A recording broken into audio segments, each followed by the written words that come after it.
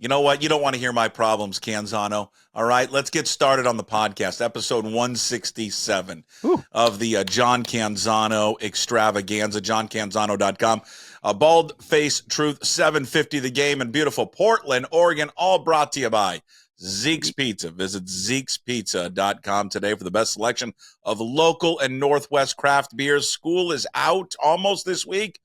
Spend your time at your nearest and best Zeke's Pizza.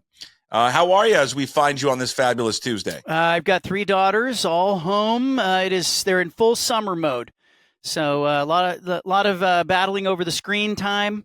A lot of I'm bored. I don't relate Already? to that. I got one of those yesterday. I got an I'm bored. I don't remember being bored. I remember my mom pointing to the sliding glass doors in our backyard and going, "The world's out there. Go entertain yourself." So They're already bored, huh? well, I just got one. It was the youngest.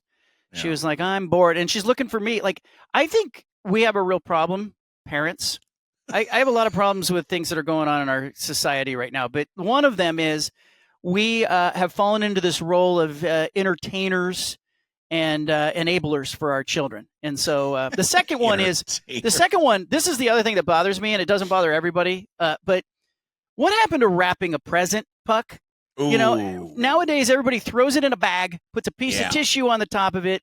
It's lazy. All right, like take a moment to use some Scotch tape when you're giving a gift. So they didn't wrap your Father's Day present. No, my father-in-law, 78-year-old Taiwanese man who is living in our house. And they don't celebrate Father's Day in Taiwan like we do here.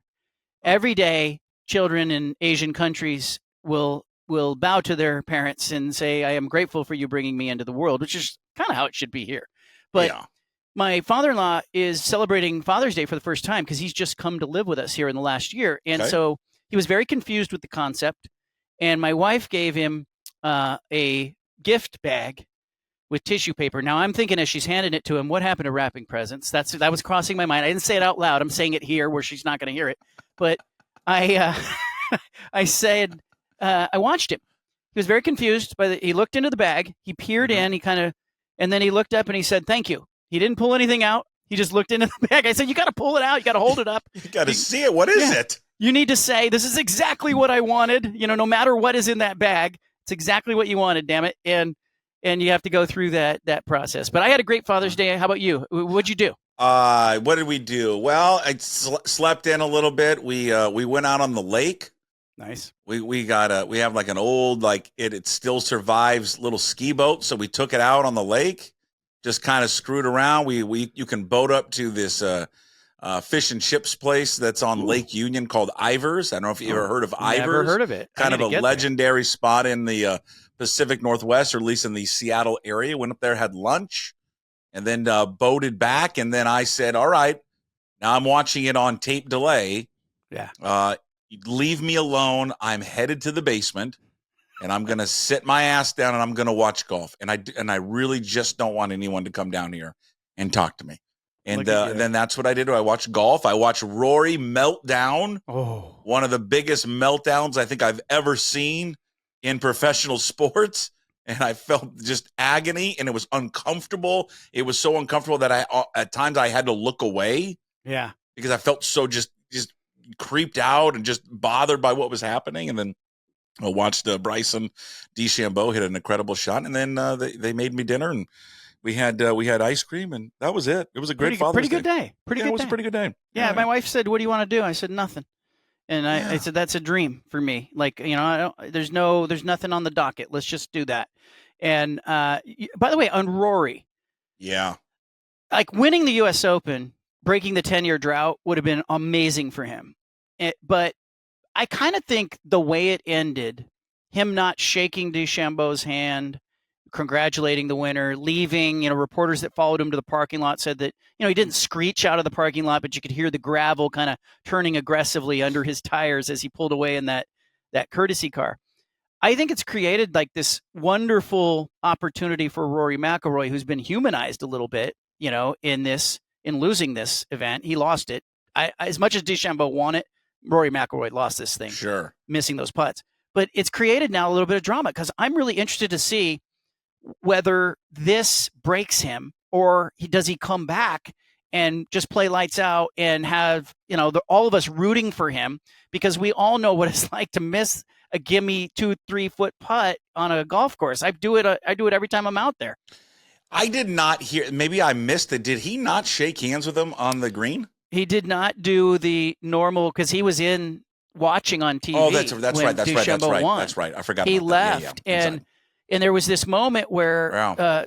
Bryson's caddy went in to the clubhouse to kind of put his bag away, and the reporters who were outside that locker room, I talked to the guy from Golf Digest who was shadowing Rory because they thought he was going to win, right? So they were shadowing him through the last 5 or 6 holes. And he said that, the caddy for Bryson came to the door and looked at the reporters and said, "Is he in there still?" And they said, "Yeah, Rory's in there." And his face kind of went, "Ooh, like, this is going to be really awkward. I need to put this bag in here." Rory eventually leaves. He does not kind of do the customary "congratulations, great round, great tournament, you deserved it," all that. He just left. And then he goes the next day on that Monday, yesterday, he goes to this Marine center with his family, his wife and his kid. He's there and he's kind of trying to be a normal person, but this thing's going to follow him. This is, he should have done the handshake. You got to be a good winner. You got to be a good loser. Yeah, I just almost kind of blanked on the fact that he wasn't playing with them. And then I totally forgot that there was no congratulations of him for Bryson. I mean, I remember, him or knowing that he didn't do the press conference. How do you feel about him not doing the media? I didn't like it. I mean, I think it's part of the job. It's, and I'm not saying that from a standpoint of a media member, because media members are always whining. People are always whining. Why aren't they available? The cooling off period is done. We do. Why is no one talking? Just a bunch of babies, a bunch of whiners. But beyond that, that's part of the job. You're on the tour. You're part of the event. You're part of the U.S. Open. You're a major player in this event. Anybody who is in that role should be participating in sort of the marketing of the event. And by the way, how do I tell my 8-year-old to be a good loser at Sorry or whatever board game we're playing when Rory McIlroy's not shaking hands, and wishing the best to Bryson, who had a nice moment there on the 18th green. I don't know how much a connoisseur of golf you are, but are you buying this transformation of DeChambeau? Because people think it's an act, that it's just all for show.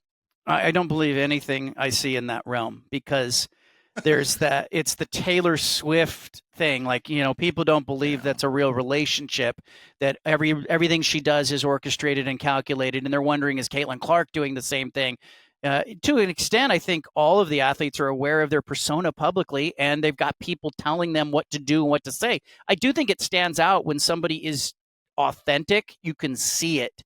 I'm not sure. I haven't spent any time around Bryson. I don't know it, but I kind of found the fans on 18 that started chanting USA, USA a little bit obnoxious. It felt like there was a little LIV golf, little PGA Tour laced in there.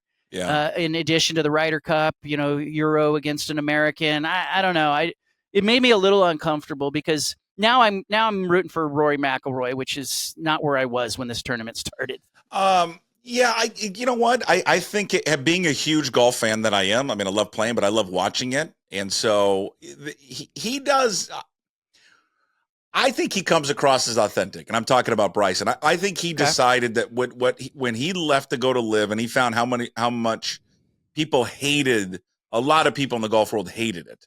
Yeah. And didn't like the fracturing of the sport. I think he had a conscious effort. I need to win back the fans. And I think there's nothing wrong with that. I mean, some people might argue it's not authentic, but I think he said to himself, we all have to grow as people, right? Grow as players, get better at hitting the ball and putting and chipping and all that. And I think he decided, I need to get better at being more of an entertainer and being a better golfer to the fans. And I think he improved on that. And I thought it was, he doesn't come across as phony to me. The LIV or live golf thing, if there's been a positive byproduct to the sport in general, I feel like it has kind of amplified the idea that the guys who made that decision and went on that tour are much more engaging with fans. They're much more there for the entertainment, the sport of it. The little bit of the stuffiness is gone, right? A lot of the stuffiness went away because people are cheering and it becomes a it became more like a normal sporting event for those guys. And I think there have been some influences on the PGA Tour, and you have seen it. But he's in that world now where he got that guaranteed money, and now it becomes about, like, can you connect with your fans? And he seems interested in it at the very least. And I liked him on 18. Like, I thought that was a real reaction on 18 when you could see it on him that there was a catharsis. There was a moment there, and I think Rory would have had the same thing. But there was an LIV PGA battle going on with those two. Of course, the guy that was loyal to his soil misses the putts.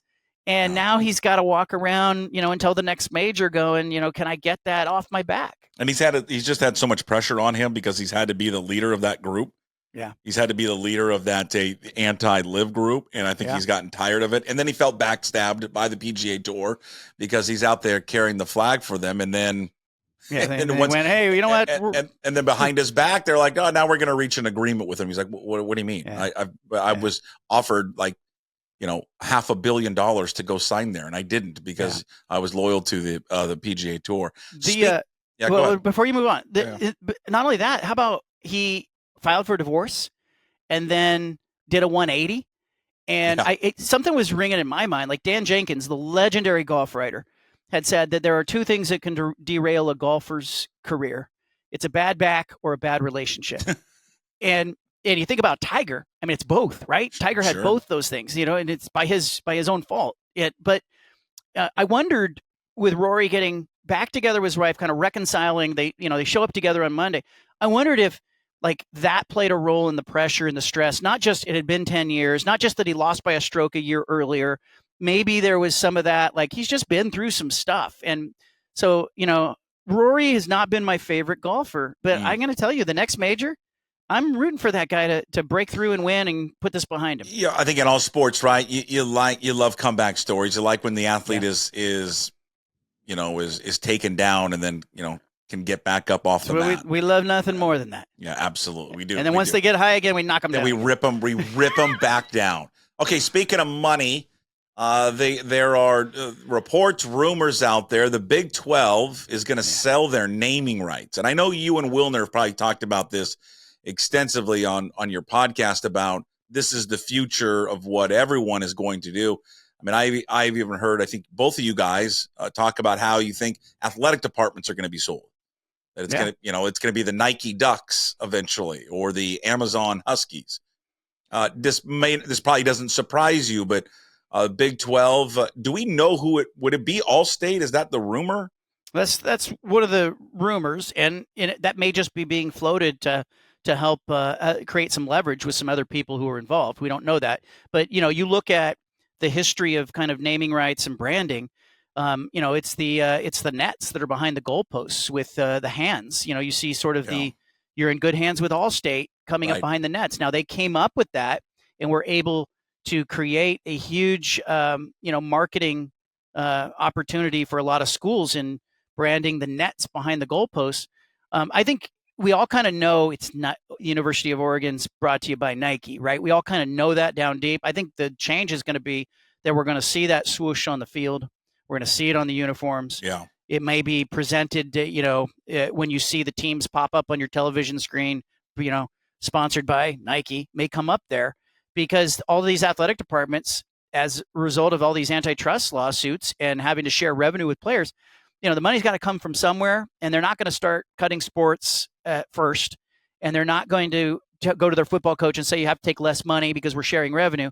What they're going to try to do here, and what they are doing, obviously, is they're going out trying to say, where can we find new revenue streams? What will the NCAA allow us to do? And the NCAA is a complicit partner here because they were in the room when those settlement talks happened, and they know that those schools the major schools are going to have to find $22 million each a year. So it's going to be naming rights. It's going to be sponsorships. Anything that can be sold will be sold. Do you think I think we've talked about this last week. Do you think the O will be replaced by, like at midfield, that would be replaced by the Nike swoosh? No, but I think everybody, isn't there kind of an association with those brands? And if it does become Amazon and Washington's logo at midfield, there may be the Amazon, arrow underneath it. Like, we're going to see these things that will pop up, and I think it'll get more and more aggressive. inside the stadium. But we're already seeing it in professional sports with jerseys in soccer and other sports where you're seeing, just it's about revenue, and it's about finding new revenue streams. So, it's funny to me that you get, maybe it's not funny, but you get a lot of college football fans who will say the players should share in the success, the financial success that the schools have long enjoyed. And I think there's logic in it. But down deep, I know the schools aren't going to pay for that. They're going to raise ticket prices. They're going to find ways to put logos out there. There are going to be fans out there who are priced out of the stadiums because what are they going to do? They're going to pivot in those stadiums to going, hey, those parking lot spots, we're now going to create premium parking spots, and we're going to raise the prices on them. We're going to renovate the stadium. We're going to create mini suites, and we're going to charge a premium for those. There's going to be a cost to this that trickles down to the consumer. Do you think they'll like your partner in crime, Wilner, think that the athletic departments will be renamed?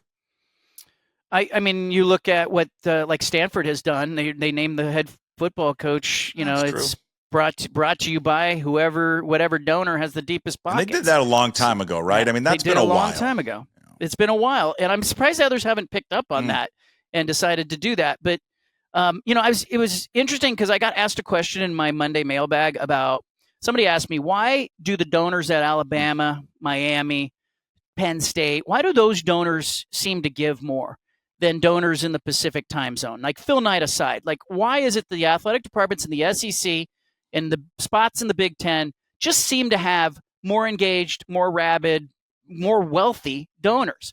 And so I reached out to an SEC athletic director, prominent program, and I said, give me the profile of your donor. And I said, here's the reason I'm asking.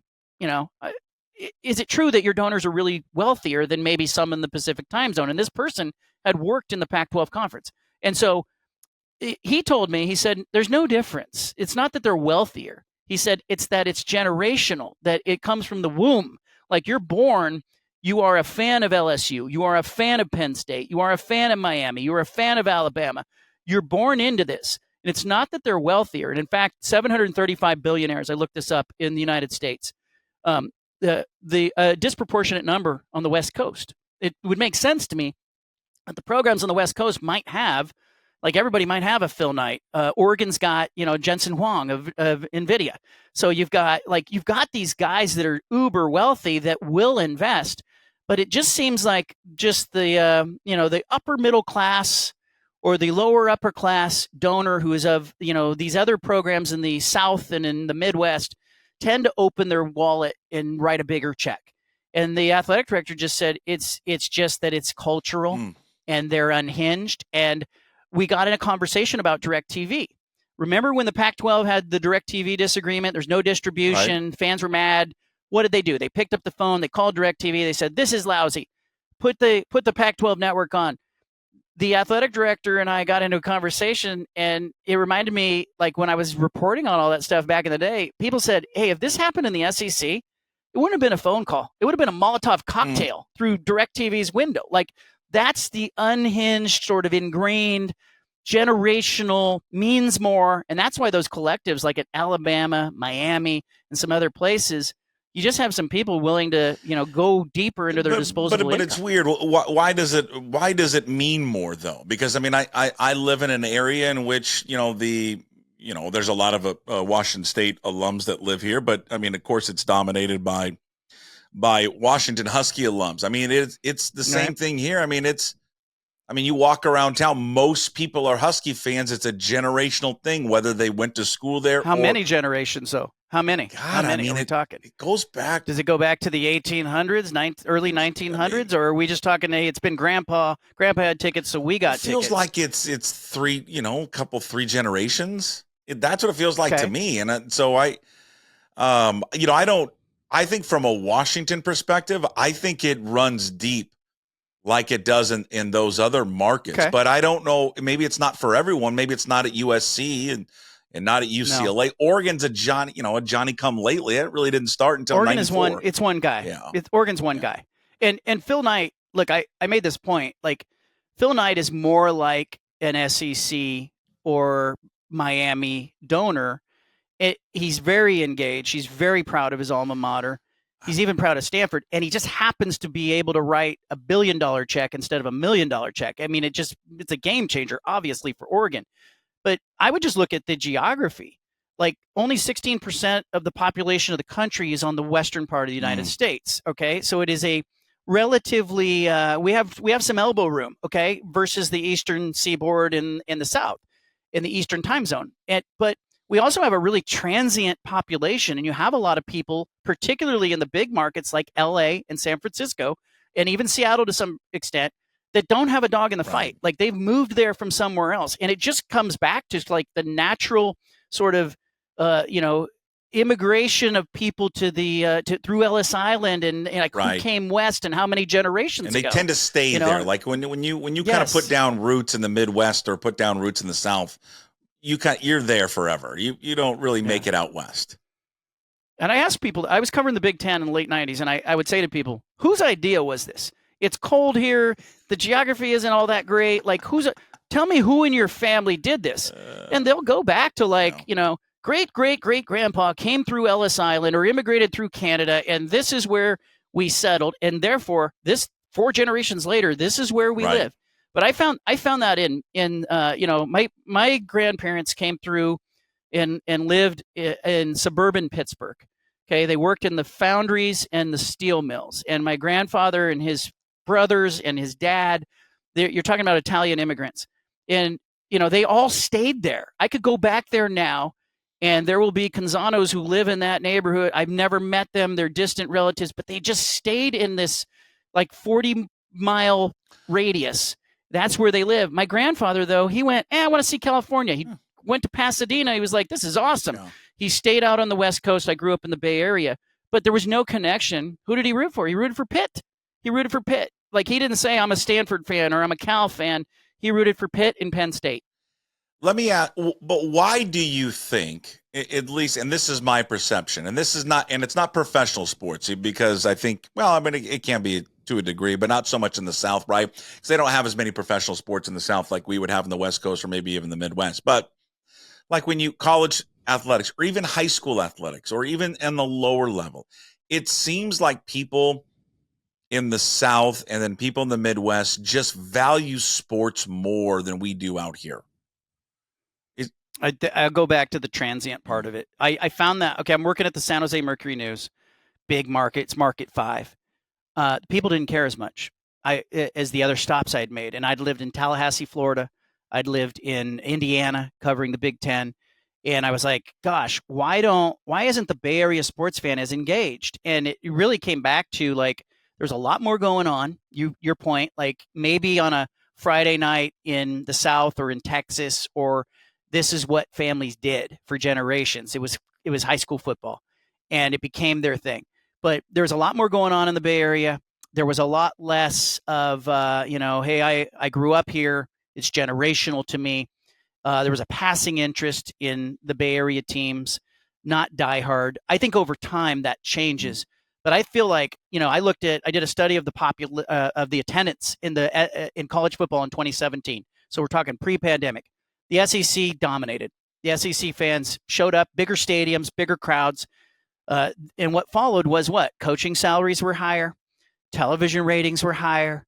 It was all the things that kind of fuel now the SEC being $20 million ahead of everybody else and the Big Ten catching up. But I think if you look at the separation of college football, it all comes back to how ingrained in your culture are you, and is this sport? Yeah, but and I think it just goes back to the generational thing. But I think if you go into, I went to Auburn, Alabama one time for Washington State played there, and we drove by a stadium, and I asked the guy, like, what's that? He goes, oh, that's the high school stadium. I mean, it's probably 10,000 seat stadium, and I said, that's the high school stadium? Yeah.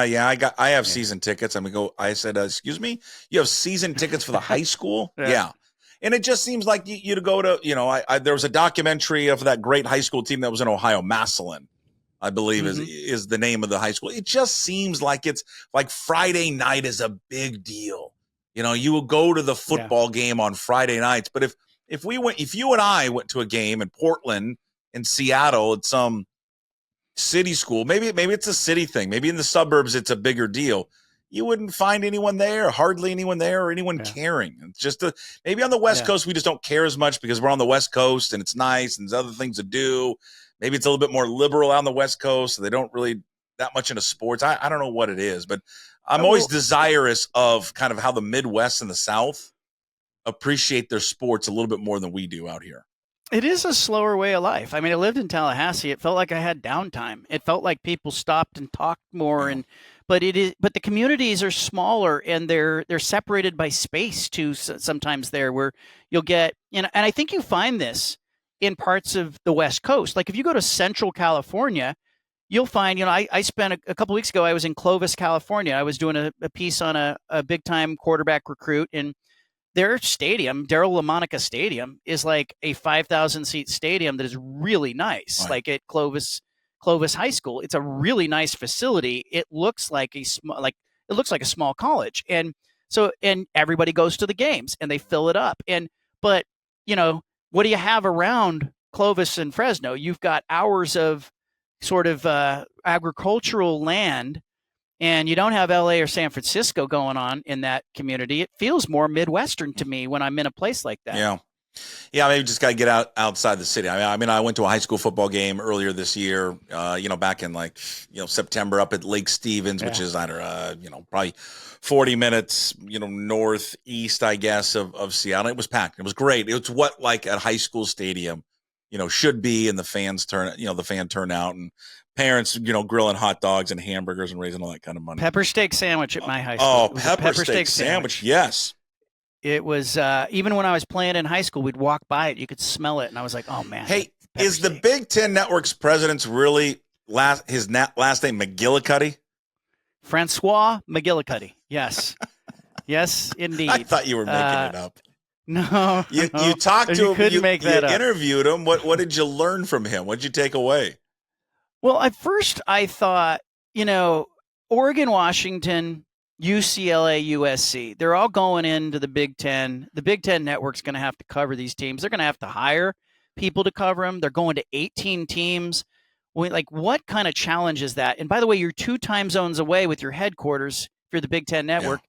How do you cover these things and make sure that you do a good job with it if you're bringing them into the conference? And so, and Christian Capel, who does a really good job covering Washington, had written a piece sort of outlining the cost that Washington was having to invest. So I went and asked the Big Ten Network, can I get a sit down with your president? They did it. And as he began to talk, I thought, this guy's a little out of touch. He's sort of selling the idea that this is going to be seamless, that they have scouted the venues, that they have hired people, that they're going to have the infrastructure in place, but then about halfway through, he really did I thought there was a dose of reality where he said, hey, look, it's still live broadcast. We're still going to have issues. Now, I do know that they've hired Pac-12 network staffers because they wanted some familiarity with Oregon and Washington, UCLA, USC. They wanted that. They wanted people who had covered them. They wanted people who'd worked in production roles at those schools. And, they wanted some familiarity. So it's not like they're bringing a bunch of Midwest people out to try to cover these things. So I expect we're going to see at least 2, maybe 3 Pac-12 Network on-air personalities. That's what he sort of led on. That's good. They're going to announce it officially in July, but don't be surprised if you see some familiar faces on the Big Ten Network. But then, he just sort of talked about, my question was like, will students at Washington and Oregon be able to roll their sleeves up and get their hands on equipment? Like, will they, or is this just going to be only the grown-ups can touch this stuff? He said that, in fact, they had job postings up for students to be involved in the production, which I thought was cool. But they've got a bunch of plans to kind of introduce those schools to their viewers. But I think there's going to be some hiccups, and for people who want to watch the Big Ten Network, I called Comcast and I said, okay, if you have Comcast cable, what's it going to cost you to get the Big Ten Network? Because it's not on the normal tier. And Comcast said that it's going to cost you about $10 a month to upgrade and get it. So people are going to have to pay for it. But at least it's accessible if you want it, if you can get it. But I ended up at the end of the Q&A feeling like I like the guy, I trust the guy. He's saying there's going to be some hiccups. There's going to be some problems. It's 18 schools that they're going to try to cover. How are they going to do this? They're also going to offer for Olympic sports, Puck, Big Ten Plus is their streaming thing. Normally that thing costs, they have a cost to it. When they launched it, it was like $59 or $89 a year. They're going to give it away. I think it's going to be free. And I think it's going to be like 1 year free, get you hooked. But I think that's where you're going to see a lot of the Olympic sports that people care about if they want to watch and stream it. But it sounds like at least they're put some thought into this, and they're not going with a bunch of Midwest people who are going to cover the teams. You're going to go and cover. When is the Big Ten Media Day? You're going to be out there to cover it? Yeah. Indianapolis. It'll be July 23rd, 4th, 5th. Okay. In Lucas Oil Stadium. All right. It'll be they're going, because they have 18 teams. It'll be 6 schools each day. Tony Petitti, the commissioner, will speak on day 1. Oregon and Washington go on the last day. Last school's last day. Gonna love that.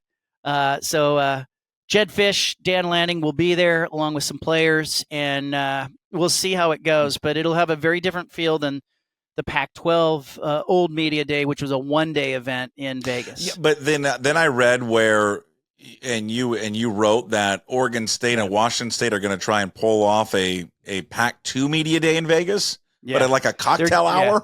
I'm in for this. Can you give me an invite, please? Yeah. I knew you'd love it.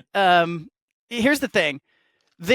I thought they should go to downtown Portland because the conference 1915 founded downtown Portland. Go back to your roots. Cool. Give the middle finger to the schools that left. We're going back to the spot where it started and we're going to rebuild. But they didn't like that idea, and that's okay. But July 10th happens to be the last day of Big 12 Media Day during the day, and the first day of the Mountain West Conference Media Day, both in Vegas. And so I get the strategy of this. They're going to, from 5 p.m. to 8:30 at Bellagio in some meeting room there, they're going to do kind of a informal cocktails and hors d'oeuvres, talk with Teresa Gold, the commissioner, talk with representatives from Oregon State and Washington State. They're gonna try to siphon off, I think, some of the Big 12 media hanging around and some of the Mountain West media who have just arrived. They'll probably get a better turnout doing it this way in Vegas than my idea. But that's why I'm not working at the conference level. I can just see both. I could just see like Bray and Dicker just kind of walking around aimlessly and with a cocktail and little one of those little weenies. I'll be with them. Where is everybody? And I think they'll get some people there. They're not inviting everyone, which is interesting. Ooh, VIP. It's kind of a they're stealing this out of Vegas. They're creating the idea of demand by saying not everyone can go to this. But does anyone want to go? Is the question. It's going to be different. I mean, I'm going to go. I'll write about the scene as much as anything. Yeah. What's this going to be like? What's the flavor of it? But for me, I'll fly in, fly out. So it's not the best kind of easiest thing. Hey, you're doing it right. 1 day Vegas. It's max in and out. Do I need a hotel room or do I just go? You go all night. Don't do it. Just in and out. Don't ever I spent a week in Vegas one time and it murdered me. It just it devoured me, and I don't think I was ever the same. So. I was there 15 days once. Oh my Lord. Yeah. Yeah, I should have got it. It was I was Pac-12 basketball. It was women's tournament followed by the men's tournament. I did them back to back. I didn't go home. Oh, thank you. It was pretty brutal. It was a pretty brutal 15 I can imagine. Days. You can't do it. I just that trip told me the right amount of time in Vegas is about 2.5 days. Ooh. After that, you're in trouble. It's a slow slide after that. It is. All right. What do you got cooking up at johncanzano.com right now? What are you working on? All right. Check this out. So if you go, I think that the Q&A with the Big Ten Network president is must read even if you're an Oregon State, Washington State fan. Give it a peek because I think there's something to learn there. The Monday mailbag was rich, and tomorrow, here's one. By the time this is posted, I'm going to take a dive into the rebuild of Oregon State and Washington State, what the strategy should be. Been talking to schools that they would potentially rebuild with. If they're forced to rebuild, what's the plan? How big is the conference? What's the right move?